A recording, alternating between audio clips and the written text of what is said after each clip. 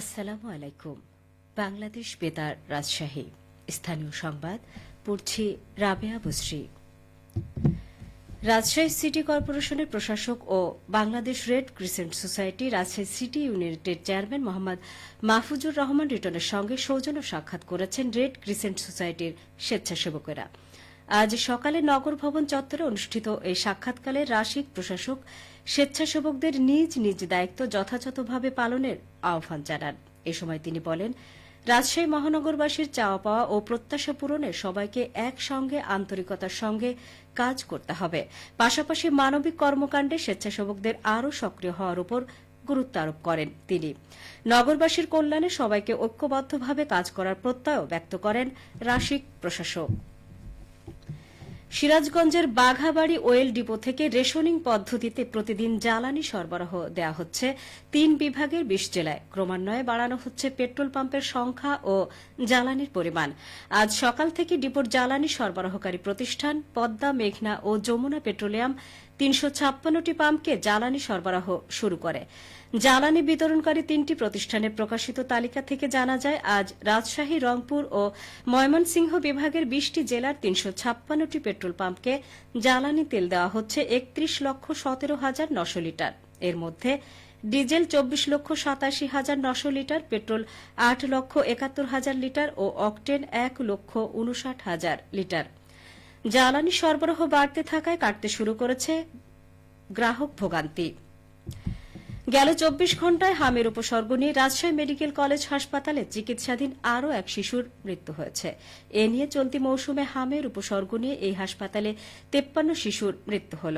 আজ সকালে হাসপাতালের মুখপাত্র ড শঙ্কর কে বিশ্বাস এ তথ্য জানিয়েছেন। তিনি আরও জানান, ২৪ ঘণ্টায় এ হাসপাতালে নতুন আরও ১০ রোগী হামের উপসর্গ নিয়ে ভর্তি হয়েছে। বর্তমানে হাসপাতালে ভর্তি আছে ১৪৪ জন। তবে এ সময়ের মধ্যে ছাড়পত্র দেওয়া হয়েছে ৪ জনকে। এদিকে নাটোরে হাম রুবেলা টিকাদান কার্যক্রম এগিয়ে যাচ্ছে। এই কর্মসূচির আওতায় জেলায় ১,৭৩,৩৩৯ জন শিশুকে টিকা প্রদান করা হচ্ছে। কমিউনিটি এবং স্কুল পর্যায়ে এ পর্যন্ত মোট ৭৭,৮৬৩ জন শিশুকে এই টিকা প্রদান করা হয়েছে।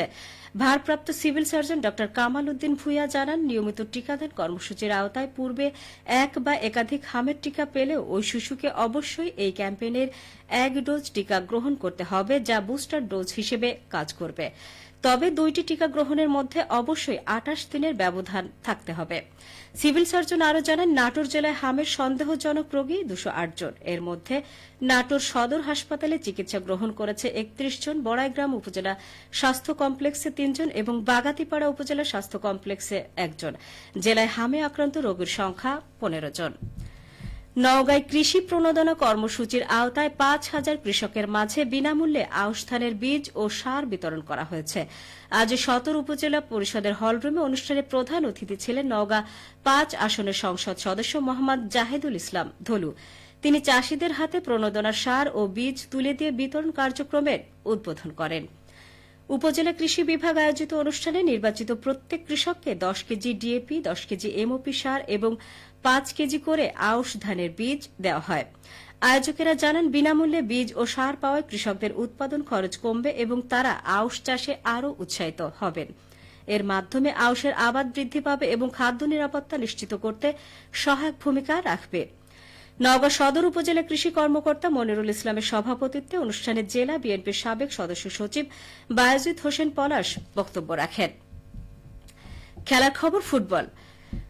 বগুড়ার শিবগঞ্জে প্রাথমিক বিদ্যালয় গোল্ড কাপ ফুটবল টুর্নামেন্টের উদ্বোধন করা হয়েছে। আজ শিবগঞ্জ সরকারি পাইলট উচ্চ বিদ্যালয় মাঠে উপজেলা পর্যায়ের এই টুর্নামেন্টের উদ্বোধন করেন স্থানীয় সরকার, পল্লী উন্নয়ন ও সমবায় প্রতিমন্ত্রী মীর শাহে আলম।